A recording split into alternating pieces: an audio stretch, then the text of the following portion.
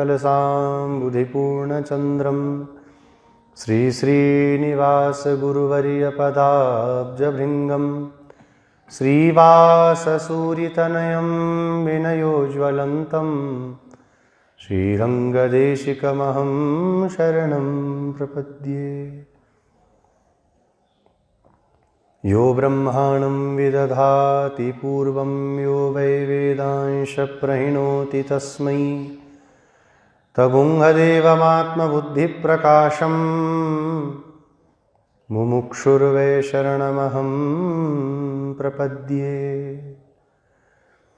कालिंदी पुण्यतीरे मुनिजनविभवं दिव्यवृन्दावनाख्ये भक्ताभीष्टप्रदन्तं रघुकुलतिलकं सानुजं शार्गपाणिं राधाकृष्णाख्यतत्त्वं श्रितजनशरणं भ्राजमानं शुभांगं सीताचित्ताभिरामं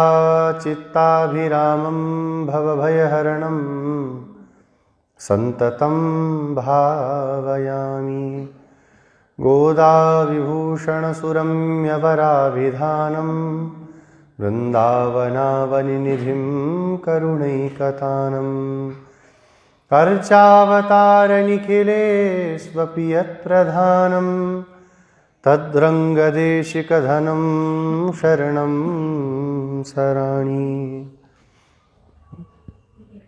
श्रीस्तनाभरणं तेजः श्रीरङ्गेशयमाश्रये चिन्तामणिमिवोद्भान्तम् उत्सङ्गेऽनन्तभोगिनः देवस्य महिषीं दिव्याम् आदौ गोदामुपास्महे यन्मौलिमालिकां प्रीत्या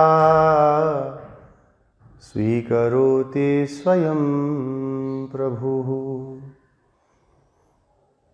वाञ्छाकल्पतरुभ्यश्च कृपासिन्धुभ्य एव च पतितानां पावनेभ्यो वैष्णवेभ्यो नमो नमः। श्रीवैष्णवेभ्यो नमो नमः। श्रीमन्नारायण नारायण नारायण श्रीमन्नारायण नारायण श्रीमन्नारायण नारायण नारायण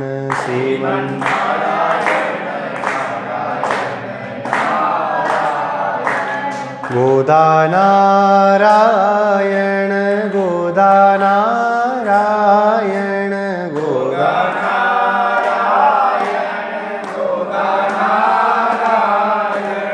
गोदानारायण गोदानारायण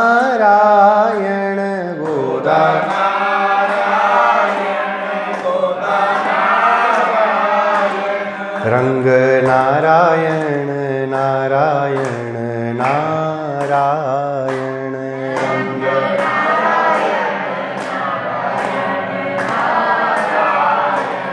वेंकटनारायण वेंकटनारायण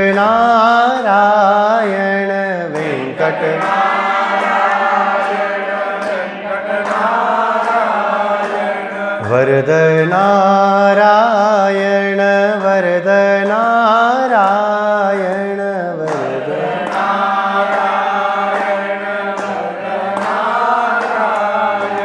संपत नारायण नारायण नारायण संपत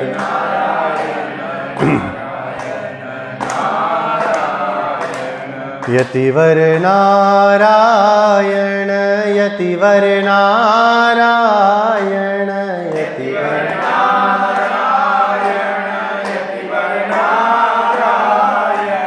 फणिवर नारायण फणिवर नारायण फणिवर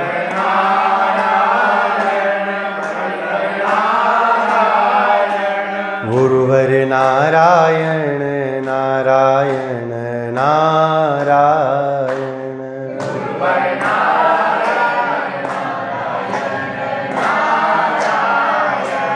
श्रीमन्नारायण नारायण नारायण।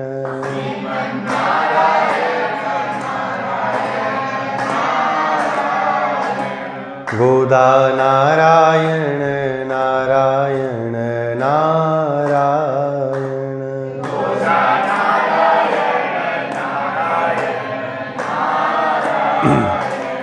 भजमन नारायण नारायण नारायण।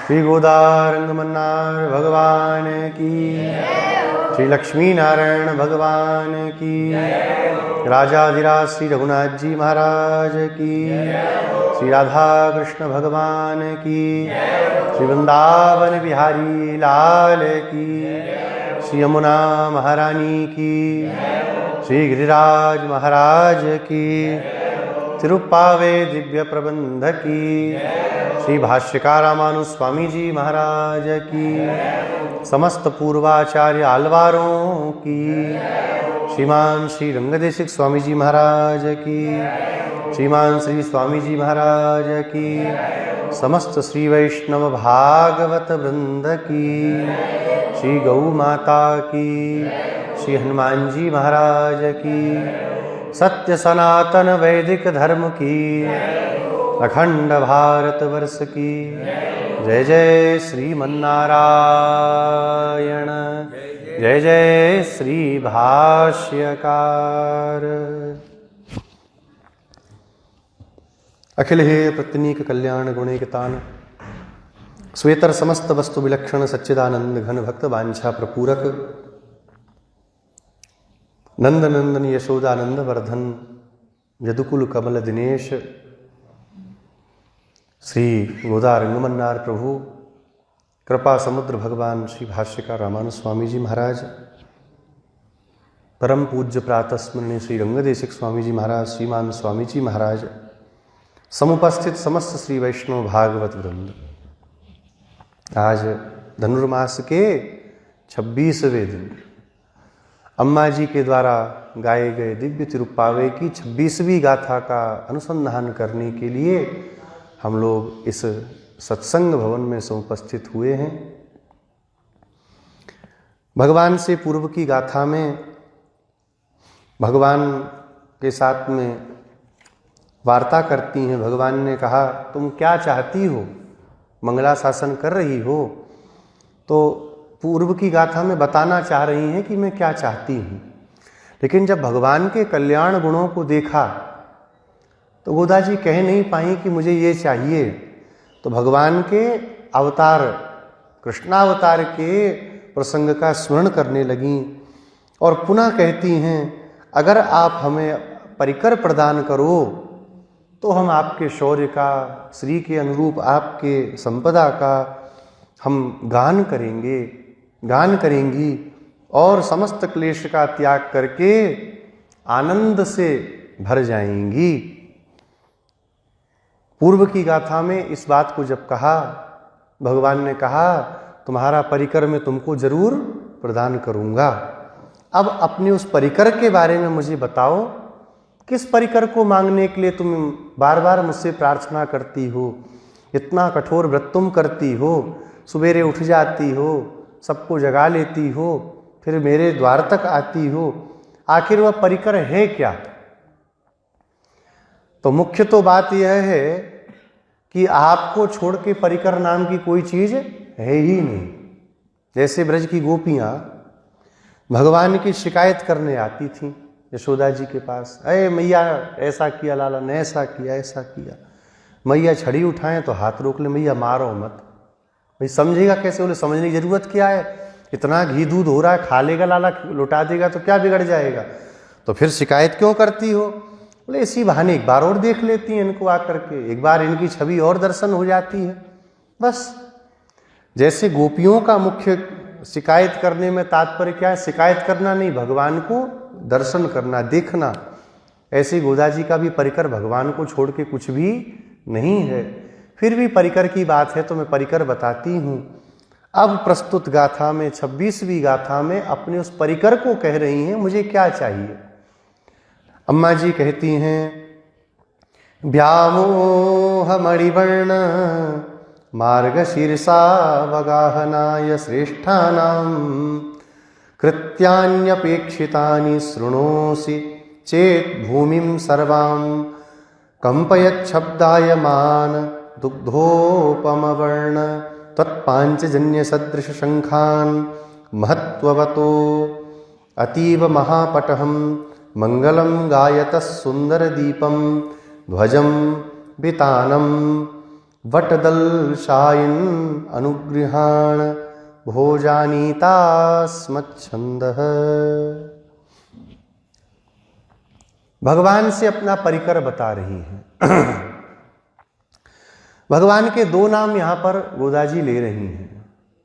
एक नाम भगवान का लेती हैं व्यामोह और दूसरा नाम लेती है मणिवर्ण। पूर्व में भी भगवान को महाव्यामोह वाला कहा था ना। भगवान से क्या कहती हैं, दीर्घ व्यामोहवन।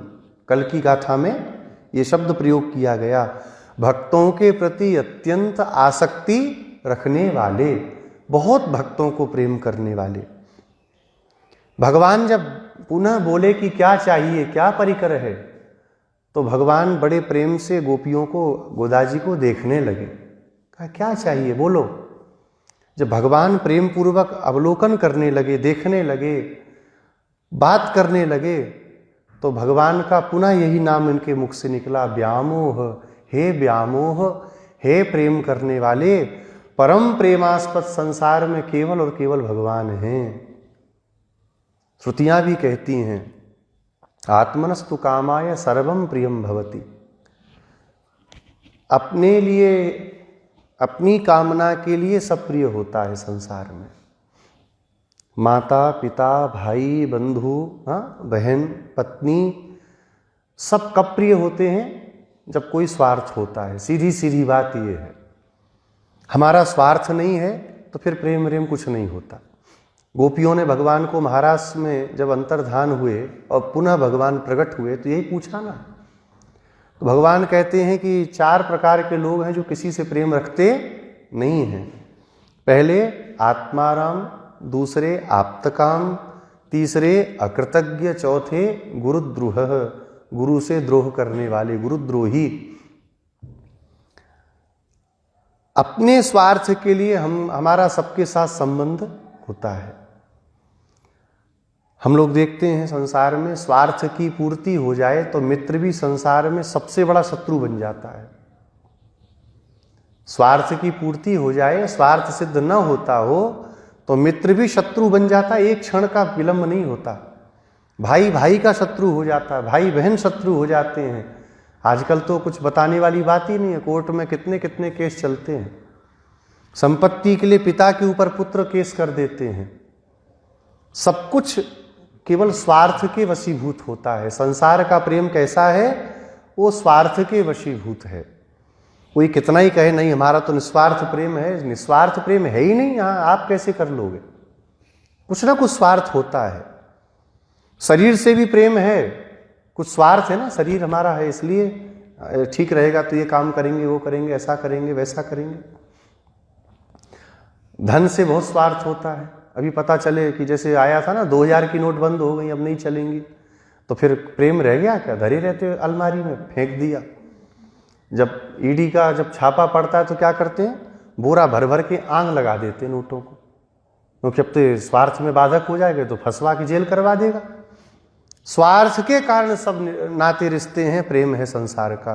ये बहुत कड़वा सच है संसार का। आज हम नहीं स्वीकार करें, लेकिन एक दिन ये सब स्वीकार करना पड़ेगा।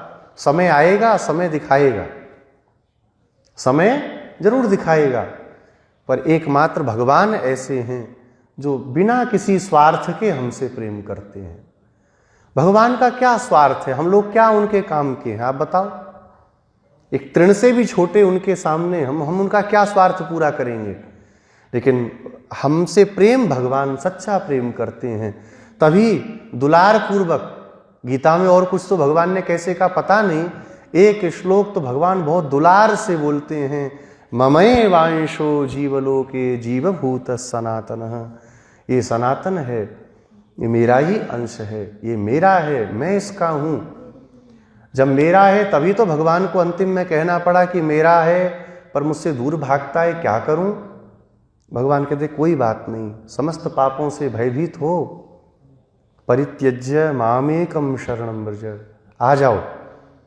जैसे पिता अपराधी पुत्र की भी रक्षा करता है। लोक में देखिए, कोई बड़े पिता का पुत्र कोई गलती करे आवे तो पैसा दे करके पुलिस को बराबर कर देंगे, कोर्ट में भी सब सेटलमेंट करेंगे कि हमारे बेटे को कुछ सजा नहीं होनी चाहिए। एक संसारी पिता अपने पुत्र की ऐसी रक्षा करता है, भगवान कितनी रक्षा करेंगे। भगवान कहते हैं मामेकम शरणं व्रज, आ जाओ, मैंने पाप किए हैं, बहुत बड़ा पापी हूं।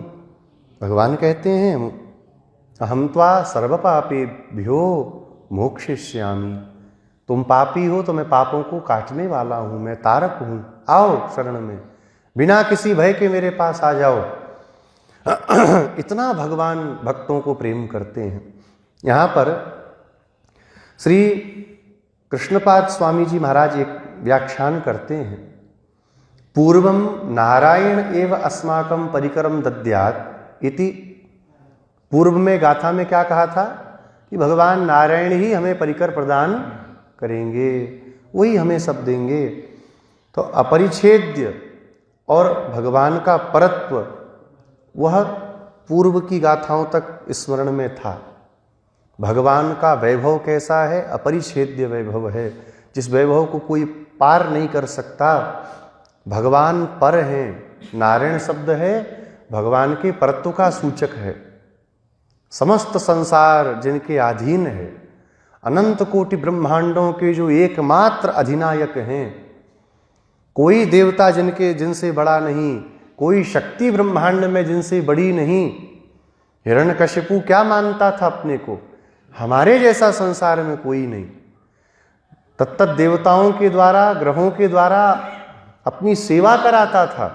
लोकाचार्य स्वामी जी कहते हैं इनके वश में आकर के नीच वृत्ति करने वाले देवता, ग्रह आदि, वो जहां कहते थे वहां ये चलते थे, वो गति करते थे।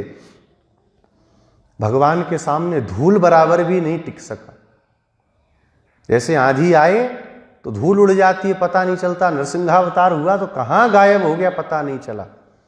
बाद में भगवान के क्रोध को देख करके, ऐसा कुछ पुराणों में वर्णन है कि महादेव जी ने शलभावतार लिया, शर्भावतार, विचित्र जंतु बन करके आए, पंख थे, हाँ, और पंजे थे, सिंहाकृति मुख की, ऐसा रूप बना करके आए।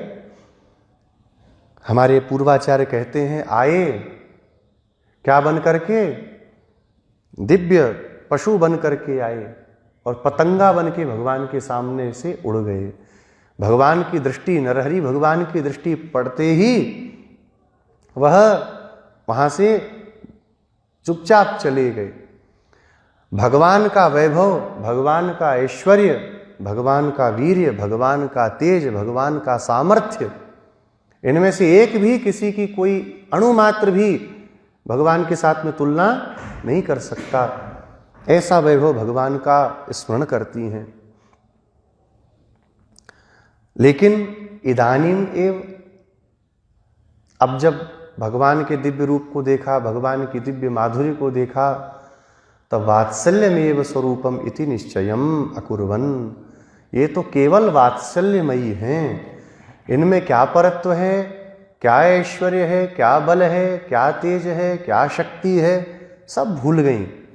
अब एकमात्र भगवान के गुण का अम्मा जी को अनुसंधान हुआ। इसलिए इस गाथा के प्रारंभ में क्या कहा, व्यामोह। कितना वात्सल्य करते हो आप भक्तों को, कितना प्रेम करते हो। जैसे गाय अपने बछड़े के पीछे पीछे भागती है, भगवान भी अपने भक्तों के पीछे पीछे भागते हैं। अहम भक्त पराधीन, ये कहने में भगवान को संकोच नहीं होता। हम लोग अपने को दास कहने में संकोच करते हैं।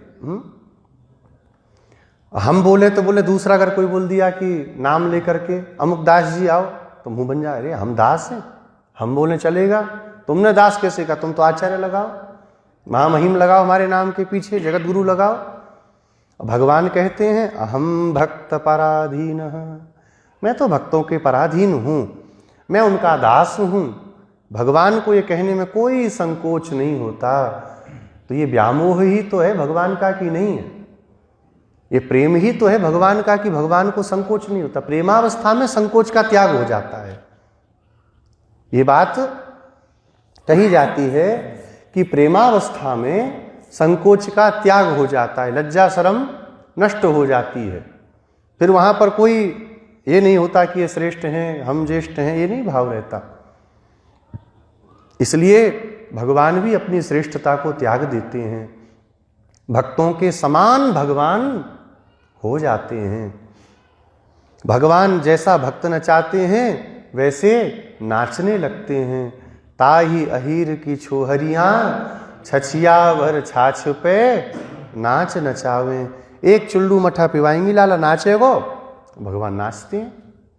भगवान सुलभ हैं प्रेम के कारण।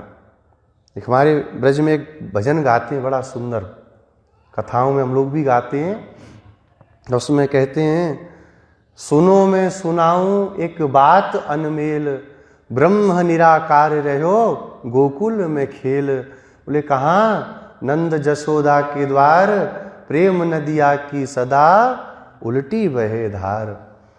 जिस ब्रह्म का चिंतन करने में बड़े बड़े देवता, बड़े बड़े ऋषि मुनि भी अपने को सक्षम नहीं पाते, स्मरण करते हैं पर स्मरण नहीं कर पाते, दर्शन स्पर्शन करना बहुत दूर की बात। वह पर ब्रह्म परमात्मा जिनको श्रुतियां निर्गुण निराकार कहती हैं, वो क्या कर रहे हैं? बोले गोकुल में खेल रहे हैं। कहाँ? बोले नंद यशोदा के द्वार, नंद बाबा यशोदा जी के द्वार पर खेल रहे हैं। इसी में आगे एक बड़ा सुंदर भाव है, कहते हैं, तीन पैर भूमि आने बलि लियो छल, और चौखट न लांगी जाए रहो सो मचल। तीन पग भूमि कह करके समस्त ब्रह्मांड को दो पग में नापने वाले। और यहाँ क्या होता है? बोले नंद महल की जो ड्योरी है, ड्योरी समझते हैं ना, हाँ दहली, वो दहली भगवान पार नहीं कर पाते, खड़े होके रोते मैया, तो मैया गोद में उठा के पार करा रही है। याने खंभ दियो फाड़, प्रहलाद के प्रसंग में खंभा फाड़ करके भगवान प्रकट हो गए, और यहाँ ऊखल से मैया ने भगवान को बांध दिया तो रस्सी नहीं छुड़ा पा रहे। ये व्यामोह नहीं भगवान का भक्तों के प्रति तो क्या है? और अगर व्यामोह ना होता तो भगवत प्राप्ति संसार में कभी कोई कर ही नहीं सकता था। भगवान के अंदर अगर ये भक्तों के प्रति प्रेम ना होता, हम जीवों के प्रति भगवान की ये आसक्ति ना होती, तो संसार में कोई किसी भी साधन के द्वारा भगवत प्राप्ति तो कर ही नहीं सकता था। ये भगवान का व्यामोह है। दूसरा नाम लेती हैं मणिवर्ण। आप मणि के समान वर्ण वाले हो, स्वच्छ वर्ण वाले हो, और मणि के समान ही सुलभ हो। कैसे? बोले मणि कितनी महंगी होती है, हाँ हीरा कितना महंगा होता है, लेकिन चल रहे हैं, अब रखने को कुछ है नहीं, तो अपने कपड़े के पल्लू में उसको बांध करके ऐसे पटक देते हैं, हीरा बंधा रहता है वहां पर। कितना सरल है। रत्न के समान भगवान की उपमा श्री गोदाजी देती हैं। रत्न पारखी ही पहचान पाता है, होता है कि नहीं? अब हम लोग देखते हैं ना मेले वगैरह में, देखो आप, तो दुकान लगा के कुछ लोग बैठे रहते हैं, वो कहते हैं वो पता नहीं क्या तो रहता, भगवान जाने, वो एक पत्थर रख देंगे हाथ में, कहीं लाओ देखते हैं तुम्हें सूट करेगा नहीं, पानी डालेंगे, ऐसे ऐसे करेंगे 2-3 बार, वो कई पत्थरों में तो पानी निकलेगा, और फिर कुछ केमिकल रहता भगवान जाने, तो उसमें सफ़ेद सफ़ेद निकलता। हरिद्वार वगैरह में, अपने वृंदावन में भी कई बार लोगों को देखा, कहते ये पत्थर है ले जाओ। सामान्य लोग समझ नहीं पाते क्या पत्थर है। मणि माणिक के भी बिकते हैं बाजार में, तो हीरे की पहचान हमको आपको क्या होगी? हमें तो कोई कांच का टुकड़ा दे दे कभी हीरा है तो हम तो हीरा ही मानेंगे उससे, लेकिन हीरे की पहचान किसे होती है? वो पारखी को होती है। ऐसे ही भगवान मणि के समान बहुत सरलता से हैं, लेकिन उनको पहचानने वाले संसार में कोई कोई पारखी होते हैं, भक्त ज्ञानी होते हैं जो उनको पहचान पाते हैं। मणि के समान भगवान रंगमन्नार बैठे हैं कि नहीं, सरल हैं कि नहीं, नेत्र के द्वारा दर्शनीय है कि नहीं, लेकिन कितने लोगों को भगवान भगवान के रूप में दिखते हैं। 108 दिव्य देशों में भगवान ने अपने को प्रकट कर दिया, इसके सिवा भगवान को नहीं रहा गया, तो और भी तत्त स्थानों में अपने को प्रकट करते चले गए। अपने यहाँ 4 मुख्य धाम गिने जाते हैं। हमारे वैष्णवों में जब संध्योपासना आदि हम करते हैं तो चारों दिशाओं में भगवान के 4 धामों को प्रणाम करते हैं। श्रीरंग मंगल निधिम करुणानिवासम श्रीवेंकटाद्रिशिखरालय कालमेघम श्रीहस्तिशैलशिखरोज्ज्वल पारिजातम श्रीशं नमामि शिरसा यदुशैलदीपम। ये 4 भगवान के दिव्य धाम हैं। इन 4 धामों से भगवान श्री भाष्यकार का बड़ा घनिष्ठ संबंध रहा। सबसे पहले श्रीरंग धाम भगवान का, विमान में, दिव्य विमान में, प्रणवाकृति विमान में, श्रीरंग विमान में सोने वाले और श्री रंगनाथ भगवान, ये साक्षात ब्रह्मा जी के द्वारा इक्ष्वाकु जी को दिए गए। फिर रघुवंश में अयोध्या में इनकी सेवा चलती रही। बाद में विभीषण ने मांगा, भगवान ने कहा ठीक है, इनको लेकर के जाओ। तो कावेरी के मध्य भाग में एक इधर से धार, एक इधर से धार, बीच में एक टापू है, वहां पे भगवान विराजमान है, रंगनाथ भगवान। दूसरे वेंकटाद्रि शिखरालय कालमेघम, कालमेघ के समान सब कुछ प्रदान करने वाले वेंकटाचल पर्वत पर विराजमान भगवान श्री वेंकटेश महाप्रभु, जिनका वैभव तो संसार में प्रसिद्ध ही है। वेंकटेश समो देवो न भूतो न भविष्यति। भक्तों को सब कुछ देने के लिए जो तत्पर रहते हैं, सब कुछ प्रदान करने को तैयार हैं। कुछ भी ऐसा नहीं है जो वहां जाके न मिले। नहीं तो संसारी क्यों जाते वहां। और भी दिव्य देश हैं, कई ऐसे दिव्य देश हैं वहां पुजारी नहीं जाते टाइम से, और अपना जाते हैं बेचारे, वो घंटी बजा के करके चले आते हैं। पर सब कुछ देने वाले, इसीलिए भगवान की वरद मुद्रा है वहां। सब लेके जाओ, जो जो चाहिए सब ले जाओ, हमको कुछ नहीं, हमको आप चाहिए। भगवान कहते हैं हाँ ठीक है, मैं भी अपने को दे देता हूं।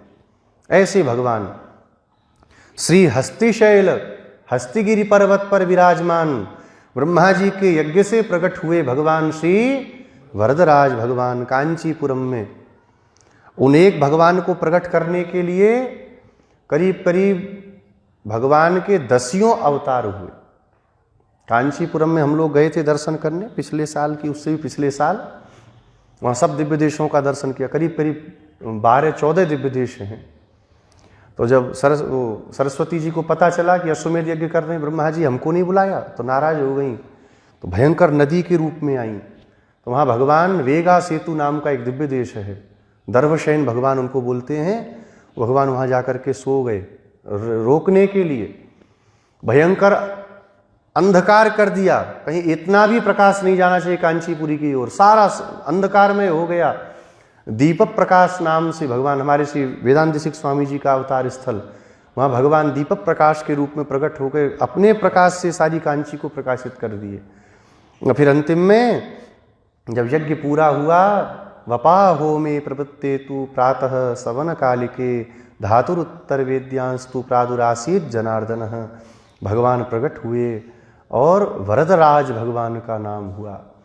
वरदान देने वालों में जो राजाओं के समान हैं, जो सबसे बड़े दानी हैं, ऐसे भगवान वरदराज। और श्रीशम नमामि शिरसा यदुशैल दीपम, यदुशैल पर्वत पर विराजमान, इसको क्या कहते हैं, यदुगिरी, वेदाद्रि पर्वत भी उसको कभी कहा जाता है। और वो भी भगवान जो वहाँ पर विराजमान हैं, तिरुनारायण भगवान। क्या नाम है उनका, तिरुनारायण भगवान, नारायण भगवान। और उनके जो उत्सव भगवान है उनका नाम संपत कुमार भगवान। स्वयं भगवान भाष्यकार की गोद में विराजमान होने वाले, ऐसे दिव्य क्षेत्रों में भगवान ने अपने को प्रकट कर दिया। कितने लोग उनको जान पाए कि भगवान है, कितने लोग उनकी महिमा समझ के उनके आश्रित हुए। मणि के समान भगवान हैं, मणि के समान वर्ण वाले हैं, स्वच्छ शुभ्र वर्ण वाले हैं। मणि में आर पार दिखाई पड़ता है, अंदर कुछ छुपा हो अगर मणि में तो बाहर से दिख जाता है। ऐसे ही भगवान के अंदर भक्तों के प्रति कितनी करुणा छुपी है, भगवान को देख के ही पता चल जाता। भगवान छुपा नहीं पाते, भगवान स्वच्छ हैं। ऐसे आपको मार्ग शीर्षावगाहनाय, मार्ग शीर्ष का यह जो दिव्य हम व्रत कर रही हैं, इसमें अवगाहन के लिए, स्नान के लिए श्रेष्ठानाम कृत्यानि अपेक्षितानि शृणोसि चेत, श्रेष्ठों के द्वारा जो बताया गया कृत्य है उसके लिए अपेक्षित जो हमको वस्तुएं हैं। अब यहां एक बात आती है, भगवान की प्राप्ति तो हो गई ना, तब साधन क्यों करना है? तब तो साधन छोड़ देना चाहिए। बोले नहीं, एक कृतज्ञता भी होती है। बूढ़े गोपों ने इस व्रत के ब्याज से हमको भगवान से मिलने के लिए समय दिया था, तो कम से कम उस कृतज्ञता को हमको भूलना नहीं चाहिए। वो बूढ़े गोप भी प्रसन्न हो, उनका भी कार्य सिद्ध हो, वर्षा हो करके सारा का सारा संसार भी वर्षा के जल से प्रसन्नता को प्राप्त कर सके, खूब धान्य राशि प्रकट हो। इसके लिए हमको इस व्रत को करना है। दूसरी बात, भगवत प्राप्ति हो गई, उसके बाद भी भगवत कहीं सेवा तो करनी ही है कि नहीं करनी है। तो यहाँ पर जो ये कृत्य है, यह क्या है? भगवत सेवा रूप ही है। इसमें हम किसी दूसरे देवता की सेवा नहीं करेंगी, आपकी ही सेवा करेंगी। इसलिए हमको जो कुछ अपेक्षित है, अपेक्षित माने जो हम चाहती हैं, वह परिकर हम आपको कहती हैं। अगर आप सुनो तो, शृणोसि चेत, यदि सुनो तो। भगवान ने कहा यदि क्यों कह रही हो, मैं तो सुनने को ही बैठा हूं ना। बोले मैं अच्छे से देख रही हूं, ये जो 5 लाख यहाँ पर सुंदर गोपियां आई हैं, किसी के नेत्रों को आप देखते हो, किसी की कमर को आप देखते हो, किसी के वक्षस्थल को आप देखते हो। इनके सौंदर्य से आपको, इनके सौंदर्य को देख करके अगर फुर्सत मिले तब तो मैं अपनी बात कहूं। भगवान कहते हैं नहीं नहीं, मैं तो सुन भी रहा हूं कान से। बोले 2 इंद्रियों के द्वारा 2 क्रियाएं एक साथ नहीं होती हैं। प्रत्येक इंद्रिय के साथ मन जब जुड़ता है तब वो इंद्रिय का कार्य होता है। कई बार सामने से कोई जाए, हम कुछ अच्छा सुन रहे हैं तो पता ही नहीं चलता कौन गया, और जब सुनना हटाया देखते हैं अरे तुम कब आए, अरे कब से तो बैठे हैं, तुम पता नहीं कौन सी दुनिया में खोए थे। होता है ना संसार में। तो वही बात यहाँ पर है, आपको प्रेम पूर्वक अगर सुनना हो तो बात को सुनिए, और देखना हो तो पहले देख लीजिए अच्छे से नेत्र भर के। यहाँ देखना क्या है? तो श्री कृष्णपाद स्वामी जी कहते हैं लोचनम इति ज्ञानम उच्यते। लोचन माने क्या है? नेत्रों को देखना, ज्ञान देखना। सनम इति भक्ति ही उच्यते। वक्षस्थल को देखना क्या है? भक्ति को देखना। और मध्यम इति वैराग्यम उच्यते। मध्य देखने का मतलब है वैराग्य को देखना। भगवान भक्तों के ज्ञान को भी देखते हैं, भक्तों के वैराग्य को भी देखते हैं, भक्तों की भक्ति को भी भगवान देखते हैं कि कैसी भक्ति है, कैसा ज्ञान है, कैसा वैराग्य है। भगवान ने कहा अच्छा अच्छा ठीक है, अगर ऐसा कहती हो अब मैं आपको ही देखूंगा और आपकी बात को ही सुनूंगा, आप बोलो। तब कहती हैं भूमिम सर्वाम कंपयत शब्दायमान दुग्धोपम वर्ण तत्पांचजन्य सदृश शंखान। हम ऐसा चाहती हैं जिनके बजाने से सारी भूमि कंपायमान हो जाए, भूमि कांप जाए,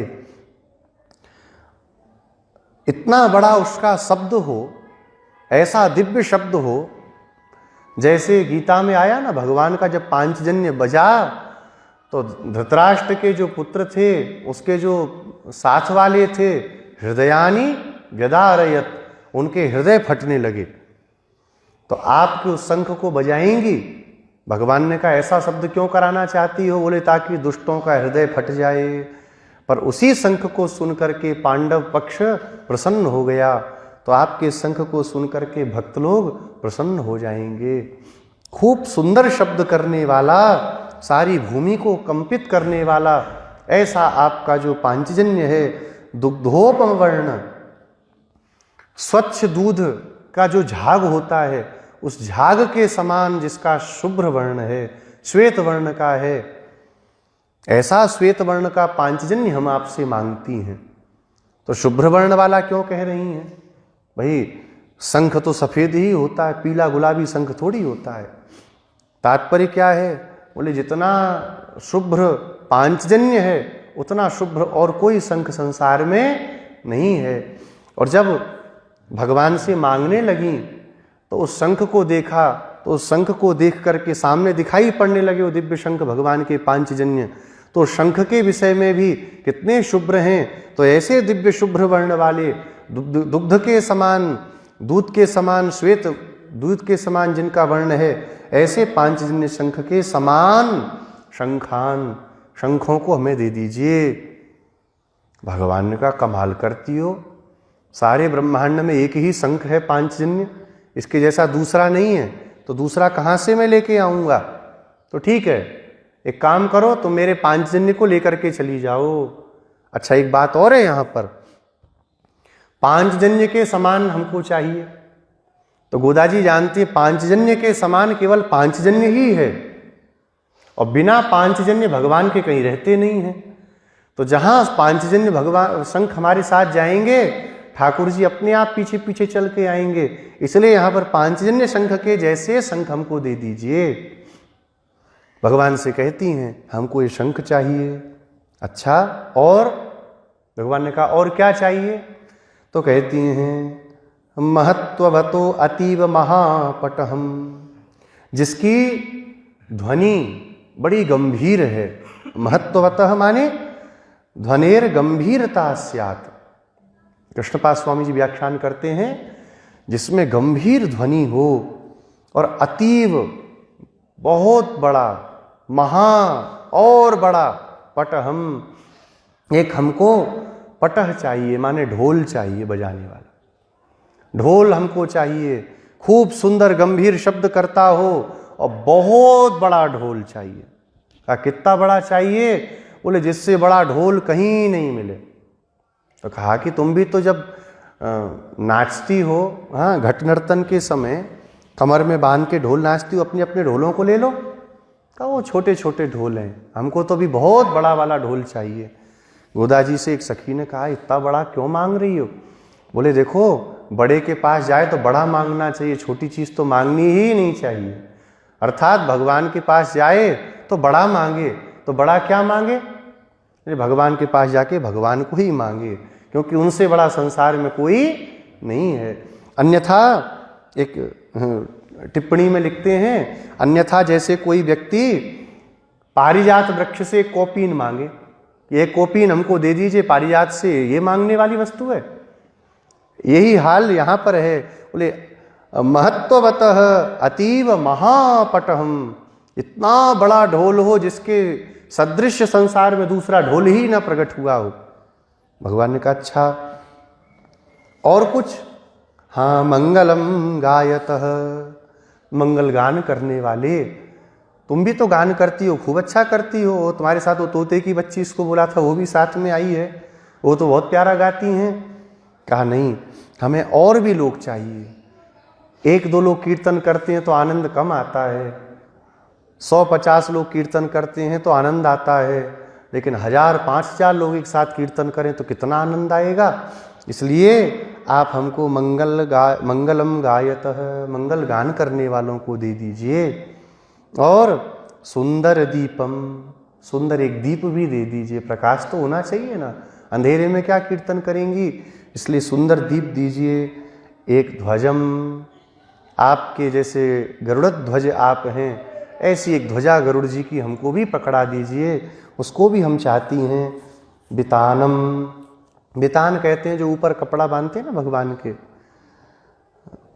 ऐसे वो चौकोर खंभा बनता है तो चारों तरफ ऊपर से टांग देते हैं, उसको बितान कहते हैं, ऊपर ढकने वाला, वो हमको आप दे दीजिए। भगवान ने कहा इतना सब क्या करोगी? बोले यही तो परिकर है, इसी को तो मांगने आई थी। देखिए 5 जन्य के समान बहुत सारे शंखों को जब एक साथ बजाएंगी, सारा का सारा भूमंडल आनंद से कूदने लग जाएगा। और फिर खूब बड़े ढोल को हम बजा करके नृत्य करेंगी आपको रिझाने के लिए। तब जब नृत्य करेंगी तो गाने वाला कोई चाहिए, तो मंगल गीत गाने वाले खड़े रहेंगे, वो गीत गाएंगे और सांसारिक गीत नहीं गाएंगे, वो आपके लिए गाएंगे। श्रित कमला कुछ धत मंडल ए कलित ललित वनमाल जय जय देव हरे, वो सुंदर गीत को गाएंगे। ऐसे गीत गाने वालों को आप दीजिए।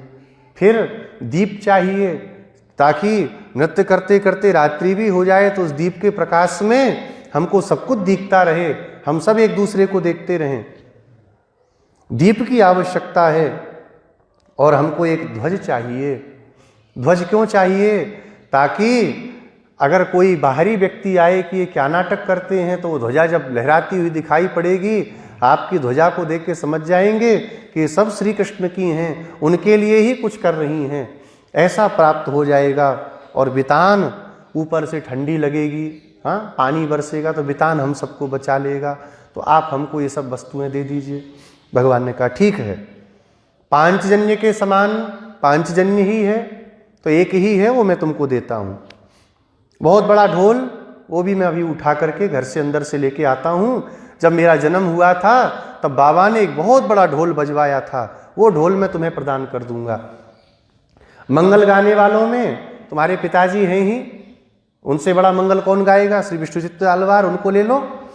सुंदर दीप, वो दीप श्री किशोरी जी के घर में जो जलता था उसको उठा करके अपने साथ ले जाओ। और मेरे भवन के बाहर जो ध्वजा लगी है उसको तुम उठा ले जाओ। और अब बितान की बात है तो बितान मैं कैसे प्रदान करूं? बितान कहाँ से लाऊं? तो मेरा ही खोल लो। कहा महाराज आप पे एक ही बितान है क्या? बोले हाँ बितान तो एक ही है। बोले आपके पास तो बहुत सारे बितान हैं। भगवान का कृष्णावतार हुआ, श्री वसुदेव जी भगवान को लेकर के चले। कल की ही गाथा है ना, एक जगह जन्म लेके दूसरी जगह पर पलने वाले। तो लेकर चले तो वर्षा हो रही थी, टोकरी में रखा तो अपने आप बितान आ गया कि नहीं? कौन आए बितान के रूप में? साक्षात शेष जी आ गए। मानो अम्मा जी कह रही हैं उन शेष जी को आचार्य के रूप में हमें बितान के रूप में प्रदान करिए, आचार्य की छांव हमारे ऊपर बनी रहे। अथवा आपके एक बड़े सुंदर सखा हैं, दास भी हैं, आलवंदार में है कोई ऐसे? दास सखा वाहनमासनम ध्वजो यस्ते वितानम व्यजनम त्रयीमयः। त्रयीमयः अर्थात वेदत्रयी जिनका श्रीअंग है। गरुड़ जी जब अपने पंखों को हिलाते हैं तो समस्त वेद के मंत्र प्रकट होते हैं। ऐसे उपस्थितम तेन ततो गरुत्मता त्वदंघ्रि संवर्ध किणांक शोभिना। भगवान के श्री चरणों के संवर्धन से जब गरुड़ जी चलते हैं तो भगवान को भी कभी कभी होता होगा उड़ा नहीं जाए तो भगवान करते हो ना ये रुक जाओ। तो बार बार भगवान के चरण के संवर्धन से उनके चिन्ह बन चुके हैं। त्वदंघ्रि संवर्ध किणांक शोभिना, उस चिन्ह से जो सुशोभित हैं। तो भगवान के वितान भी बन जाते हैं। गरुड़ जी ऊपर आकर के छाया कर लेते हैं। ब्रज की लीलाओं में जब भगवान चलते हैं धूप में तो भगवान को देख करके गरुड़ जी अपने आप आकर के छाया कर लेते हैं कि इनको कहीं धूप नहीं लग जाए। तो ऐसे बितान आपके पास गरुड़ जी रूपी हैं जो साक्षात वेदात्मा हैं, समस्त वेदों को धारण करने वाले हैं, उनको आप हमें प्रदान कर दीजिए। भगवान ने कहा इतनी चीज़ें तो अब फिर असंभव सी लगती हैं। गोदा जी से सखियों ने कहा इतना सब कहाँ से देंगे? और चलो और सब तो दे भी देंगे, लेकिन आप 5 जन्य एक ही मांगो तो भी मिले। आप तो कहती हो शंखान, माने बहुवचन कह रहे हैं ना, शंखान बहुत से शंखों को दीजिए। तो 5 जन्य के समान एक ही शंख है, ये कैसे दे पाएंगे? तो जिद मत करिए, वहाँ केवल एक वचन में कहिए शंखम, शंख को दे दीजिए बस। कहा इनका नाम इस गाथा में मैं क्या ले रही हूँ, तुमने सुना कि नहीं सुना? बोले क्या कहा? वटदल शायिन, हे वटपत्र पर सोने वाले। कितने से हैं भगवान? इतने से हैं, इतने छोटे से। और क्या कर रहे हैं? करारविंदे न पदारविंदम मुखारविंदे विनवेशयन्तम वटस्य पत्रस्य पुटे शयानं बालं मुकुंदम मनसा स्मरामि। भगवान वटपत्रशायी हैं, ऐसा भागवत जी के 12 स्कंधों के अंतिम अध्याय में आता है। एक मार्कंडेय नाम के ऋषि हुए, मृकंडू जी के पुत्र। मार्कंडेय जी ने तप किया, भगवान नर नारायण देव उनके यहाँ पधारे। कहा महाराज हम प्रलय देखना चाहते हैं, प्रलय अवस्था में क्या होता है, कैसा होता है। नर नारायण भगवान ने कहा ठीक है दिखा देंगे आपको। चले गए, नर नारायण भगवान गए, वो संध्या करने बैठे थे। तब तक महर्षि मार्कंडेय ने देखा चारों तरफ से भयंकर जल आ रहा है, सारी भूमि जल में डूब रही है। वो किसी तरह तैरते इधर उधर गए, बड़े बड़े ग्राहों ने उनको भक्षण कर लिया, उधर निकल गए। सारा अनंत ब्रह्मांडों को डूबता हुआ ऐसा अद्भुत रूप देख करके घबरा गए। और तब तक क्या दिखा? एक सुंदर बट का वृक्ष है और उसके एक पत्ते के ऊपर छोटे से एक लाला अपने छोटे छोटे हाथों से अंगूठे को पीते हुए भगवान सो रहे हैं। बोले भगवान में अनंत कोटि ब्रह्मांडों को प्रकट करने की सामर्थ्य कहाँ से आई जानते हैं? बोले अपना चरणामृत पीने से भगवान में ये सामर्थ्य आई।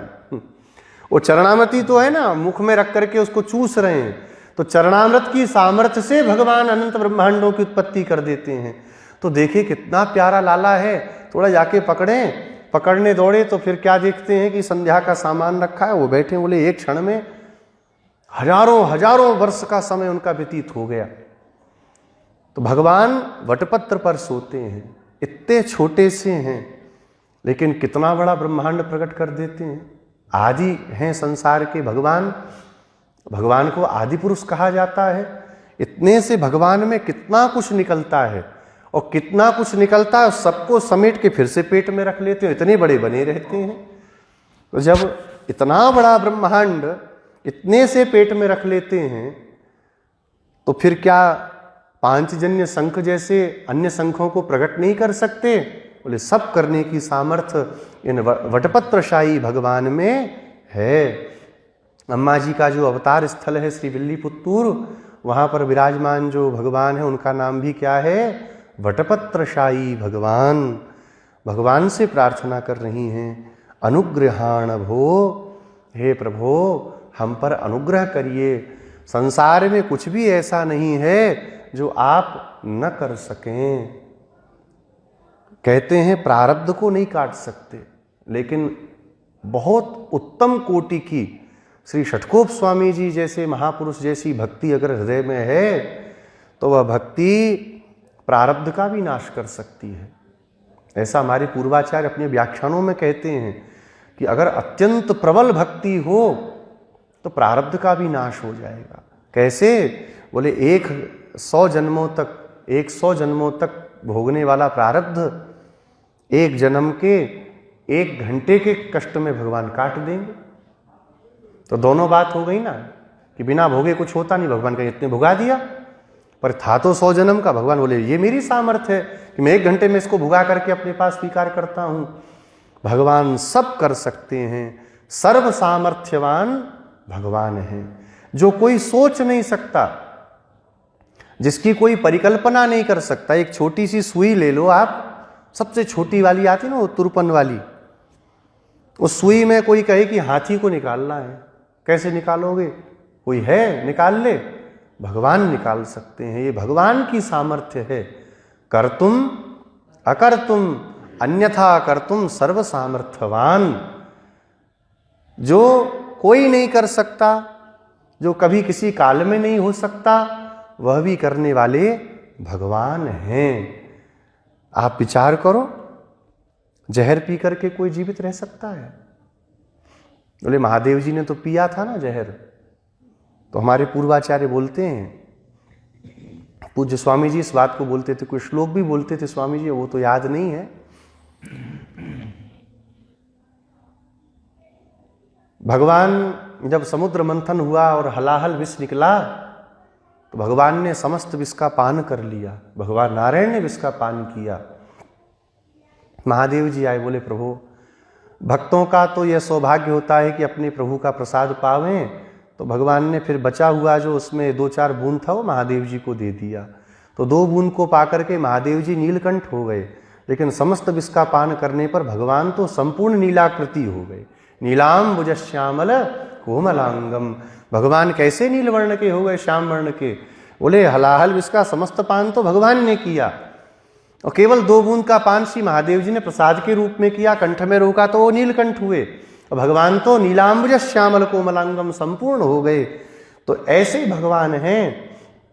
आप वटपत्रशाही हैं, आप हमारे ऊपर अनुग्रह कीजिए, भगवान से प्रार्थना करती हैं। अब इस गाथा के रहस्य को अम्मा जी अपनी सखियों के मध्य में प्रकट करती हैं। यहां पर गोदा जी कहती हैं,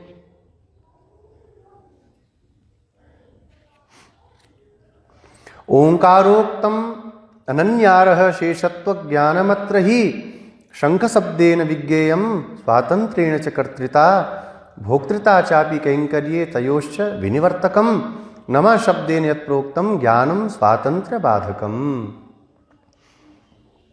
यहां पर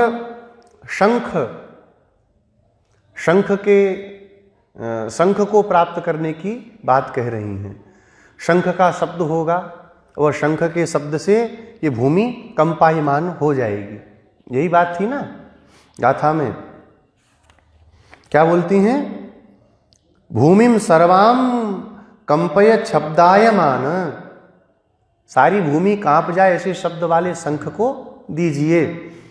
तो यहां पर शंख का शब्द क्या है?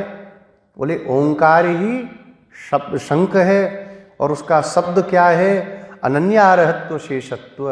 अनन्यारह शेषत्व ही ओंकार का शब्द है। पहले भी आपको निवेदन किया था, ओंकार में कितने अक्षर हैं? 3, अकार, उकार और मकार। इसमें लुप्त चतुर्थी हमारे पूर्वाचार्य मानते हैं अकार में, माने आ के लिए म है। तो अनन्यार शेषत्व हुआ कि नहीं? यह जीव केवल भगवान के लिए है, ये बात। तो अनन्यार शेषत्व का जो ज्ञान है वहीं शंख का शब्द यहां पर कहा गया। फिर दूसरा क्या मांगती हैं? एक खूब बड़ा शब्द करने वाला हमको आप ढोल दे दीजिए। तो यहाँ नमः शब्द जो है उसमें 2 तरफ होता है ना बजाने वाला ढोल में। तो न मह ये शब्द क्या है? तो स्वातंत्रेण च कर्तृता, हम स्वतंत्र करता हैं, हमको जो मन में आएगा सो हम करेंगे। अथवा भगवत कैंकर भी हम अपनी इच्छा से करने वाले हैं। वाल्मीकि रामायण एक प्रसंग आता है, भगवान का वनवास हुआ, लक्ष्मण जी कूदते चले आए, बोले हम चलेंगे, हम चले। क्या करोगे? लक्ष्मण जी कहते हैं अहम सर्वम करिष्यामि जाग्रतः स्वपतश्चते, मैं सब करूंगा, सोते जागते सब करूंगा। उन्होंने कहा सब करोगे? हाँ ठीक है चलो। लेकिन भगवान की दृष्टि में लक्ष्मण जी बहुत गलत बोल गए। अहम सर्वम करिष्यामि, मैं सब करूंगा। क्यों कहा? कहना चाहिए था आप जो कराओगे मैं वो करूंगा, कहना था कि नहीं? ठीक है, भगवान ने कहा चलो। आगे लेकर के पंचवटी में भगवान पहुंच गए लक्ष्मण जी को, और पंचवटी को भगवान ने दिखाया, कहा देखो उनके महात्मा के द्वारा बताया गया दिव्य क्षेत्र आ गया, कितना सुंदर है। तो लक्ष्मण तुम बहुत कुशल हो, बड़े बुद्धिमान हो, बड़े विद्वान हो, जंगल की सब बातों को अच्छे से जानते हो, तो जाके अपने हिसाब से देखो कहाँ पर कौन सी अच्छी भूमि है और वहाँ पर जाकर के एक पर्णकुटी हमारे लिए बनाओ जहाँ हम सीता के साथ प्रेम से रह सकें। इतना सुनते तो लक्ष्मण जी कांप गए। भगवान के चरणों में सीता जी विराजमान है, चरणों में गिर करके रोते हुए कहने लगे, परवानस्मि काकुत्स्थ त्वयि वर्ष शतम स्थिते स्वयं तुरुचिरे देशे क्रियताम मिति माम वद। मैं आपका परवान हूँ, परवान माने आपका सेवक हूँ, मैं स्वतंत्र नहीं हूँ, आपका परतंत्र हूँ। और आज बोले नहीं, वर्ष शतम स्थिते, यहाँ पर शतम शब्द जो है वो अनंत का वाचक है, अनंत काल तक मैं आपका परवान हूँ। तो स्वयं तु रुचिरे देशे क्रियताम इति माम वद। तो स्वयं आप देखिए और कहाँ पर आपको ठीक लगता है वो स्थान बता करके कहिए, लक्ष्मण यहाँ बना दो, मैं वहाँ बना दूंगा। लेकिन आप मुझे कहते हो स्वतंत्र करते हो, मैं स्वतंत्र नहीं हूँ, मैं क्या। भगवान बोले तो अभी तो अयोध्या में बोल रहे थे अहम सर्वम करिष्यामि। लक्ष्मण जी बोले गलती हो गई, अब कब तक उसकी सजा देंगे, गलती हो गई, आपने भी ऐसा कह दिया, बस अब नहीं कहेंगे अहम सर्वम करिष्यामि। हम क्या ही कर सकते हैं, भगवान को जो सेवा लेनी हो वो सेवा हम करेंगे। ये वैष्णवों का सर्वोत्तम भाव है, हमारे पूर्वाचार्यों का, हमारे संप्रदाय की परंपरा का सर्वोत्तम भाव है। जो भगवान हमसे कैंकर्य लेना चाहेंगे वह कैंकर्य हम करेंगे, जो करवाना हो कराएंगे भगवान। उस कैंकर्य में अपनी बुद्धि नहीं लगानी है कि हम ये ही करेंगे तो हमें आनंद होगा, हम ये नहीं कर सकते भाई देखो हमसे नहीं होगा, ये नहीं कहना चाहिए। भोक्तृता चापि कैंकर्ये और तयोश्च विनिवर्तकम, इनका निवर्तक यह महान शब्द है। महापटः शब्देन प्रोच्यते अत्र विचक्षणैः, विद्वानों के द्वारा ऐसा कहा जाता है। मांगल्य गान कर्तारः सत्संगार्थम अपेक्षिताः, मांगल्य गान को करने वाले सत्संग के लिए चाहिए। जब तक कोई सत्संग नहीं कराएंगे, जब तक भगवत चरित्र को, भागवत चरित्रों को, आचार्य चरित्र को कोई गाने वाले नहीं होंगे तो हम कैसे श्रवण करेंगे, कैसे हमारे मन में भक्ति आएगी। इसीलिए गोपियाँ भी कहती हैं भूरिदा जनाः, वो थोड़ा नहीं बहुत देने वाले हैं। जो आपके चरित्रों का गान करते हैं उनसे बड़ा दानी संसार में कोई नहीं है। मांगल्य गान करता रह, मांगल्य गान के गाने वाले। इसलिए देखिए, जिस किसी को भी इस व्यासपीठ पर, इस प्रवचन की गद्दी पर बैठने का सौभाग्य मिले, संसार के प्रपंचों को बाँचना नहीं चाहिए। भगवान सुखदेव ने जो कह दिया, महर्षि वाल्मीकि ने जो कह दिया, पूर्वाचार्यों ने जो कह दिया, उसको ही अपने मुख से वहाँ पर बाँचना चाहिए। आजकल होता क्या है, लिखा है भागवत और चौथे दिन तक महात्म्य की कथा पूरी नहीं होती। केवल 4 दिन प्रपंच होता है, फिर चौथे दिन क्या कहते हैं, क्या बतावें, कथा का बड़ा विस्तार है। आप सब ऐसे रसिक श्रोता मिल गए, हम तो रस की ही बात कर रहे थे, तो रस रस में खो गए। तो सुखदेव जी तो परम रसिक संत हो गए ना। आप सुखदेव जी से ही बड़े रसिक हैं। क्या कहते हैं, मुहु रहो रसिका भुवि भावुका, हे रसिकों, हे भावुकों, जब तक शरीर में प्राण है तब तक पिबत भागवतम रसम आलयम, तब तक पान करते रहो। एक एक श्लोक में इतना आनंद है। प्रेमणा पठन भागवतम शनै शनै ही, सुखदेव जी आते भी हैं तो उनके मुख से भागवत के एक एक श्लोक निकलते रहते हैं। रोमावली पुलकित रहती है उनकी भागवत के श्लोकों का गान करते समय। 2 ही श्लोकों को गान को सुनकर के योग की समाधि सर्वोपरि व्यवस्था, योग में समाधि को त्याग करके भाग पड़े। ऐसे महापुराण में और कोई रस है क्या, इससे बड़ा कोई रस हो सकता है। वाल्मीकि रामायण, जिसको भगवान श्री रामचंद्र अपने स्वयं कान लगा करके सुन रहे लवकुश के मुख से, उससे बड़ा भी कोई रस हो सकता है। संसार का प्रपंच बाँच करके 10 भजन गा करके समय बर्बाद करना 4 घंटा 3 घंटा, और फिर कहना क्या बतावें, समय का अभाव है, तो करो ही मत कथा। इसलिए अगर भगवान ने आपको सामर्थ्यवान बनाया है, अच्छा उनकी भी समस्या नहीं है। ये जो कथावाचक ऐसे बिगड़ गए, वो हम लोगों के साथ भी होता है। लगातार कथा चलने लगे तो यूट्यूब वाले जो सुनने वाले हैं वही कहते हैं, महाराज जी कुछ थोड़ा सा अलग बोलिए, वही बोलते हैं। अब भाई अलग से क्या बोला जाए, कृष्ण भगवान की माता द्रौपदी को बना दिया जाए क्या, यशोदा जी को छोड़ करके? अलग से तो यही बोल सकते, और क्या बोलेंगे उठपटांग।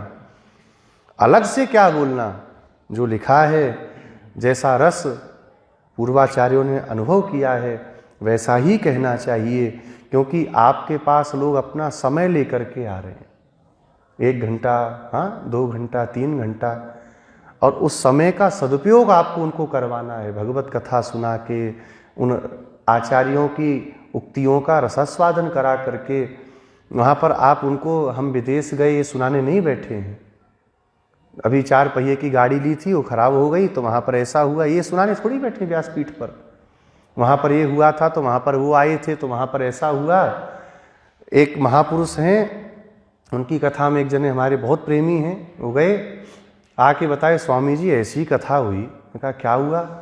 कहे स्वामी जी कम से कम 2000-5000 की भीड़ रहती थी पंडाल में, और पहले दिन की कथा में उन्होंने बस यही बताया, अब जगह का नाम नहीं लेना ठीक है, कहे हम तो यहीं के हैं, क्योंकि हमारे वो भी यहाँ कथा करने आते थे, हम भी आते थे, और हमारे भी लोगों से बड़ा स्नेह है।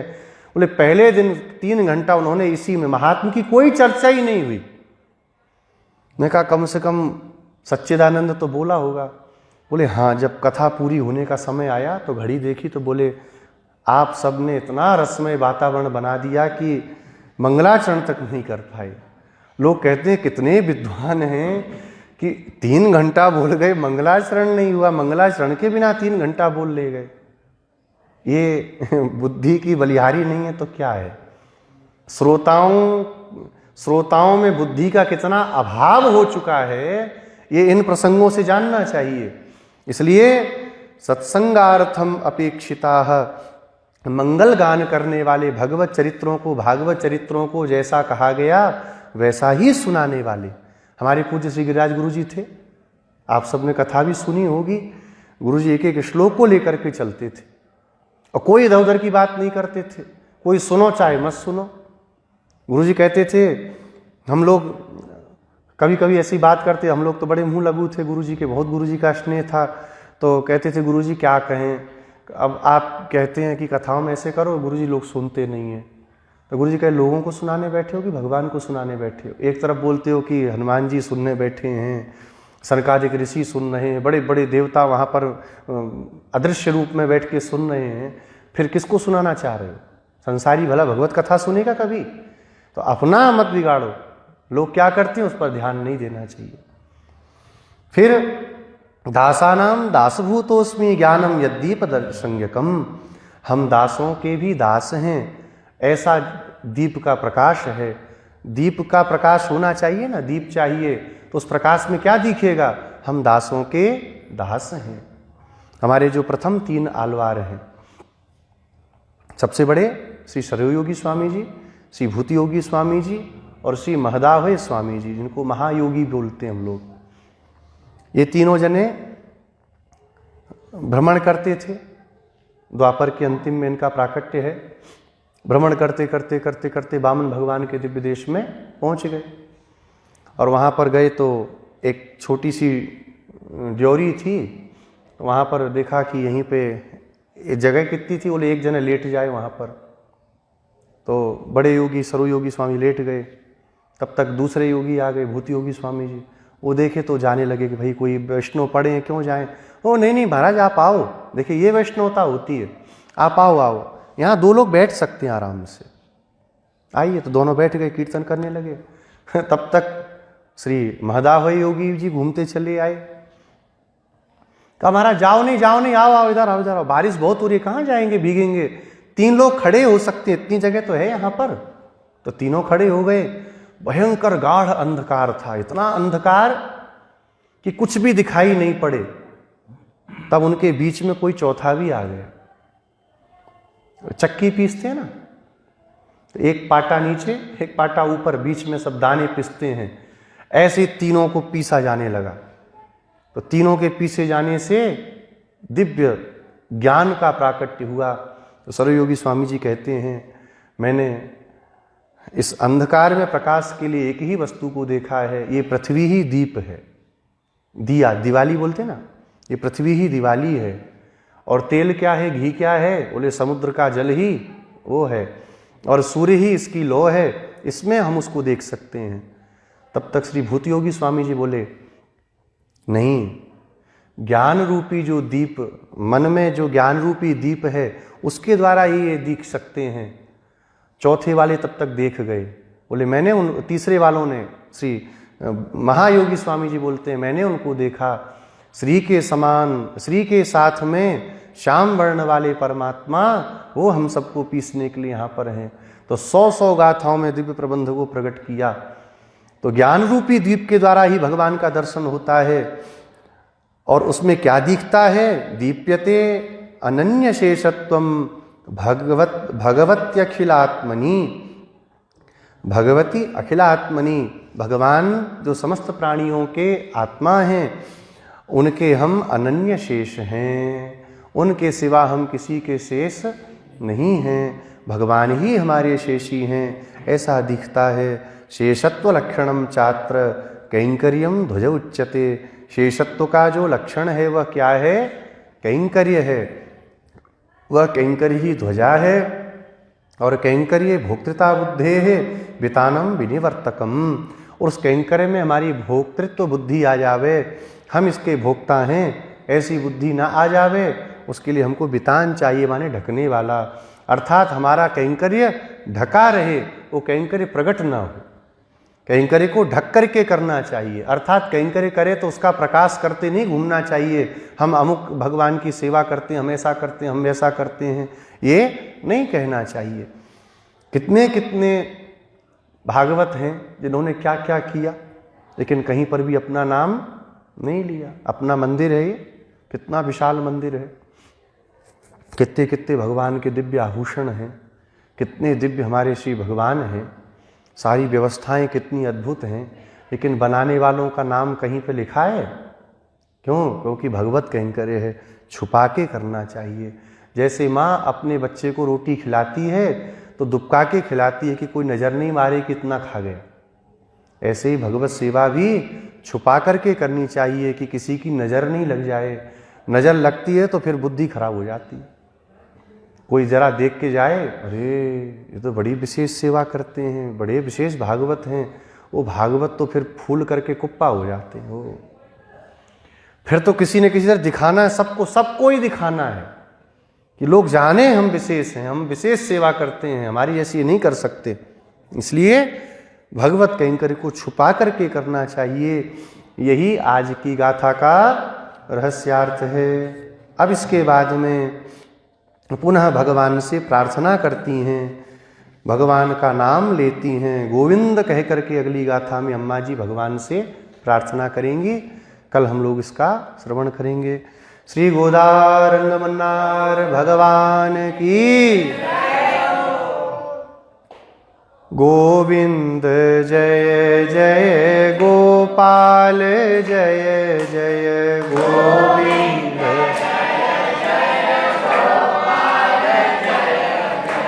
राधा रमण हरि गोविंद जय जय,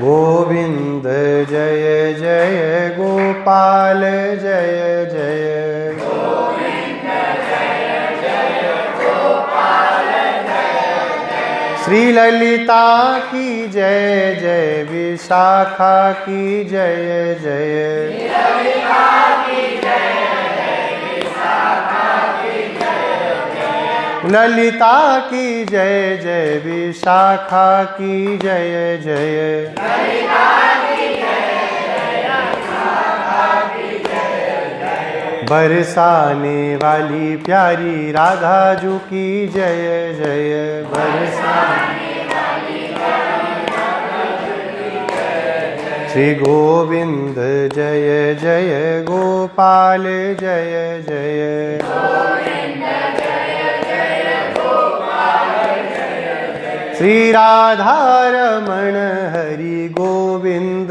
जय जय,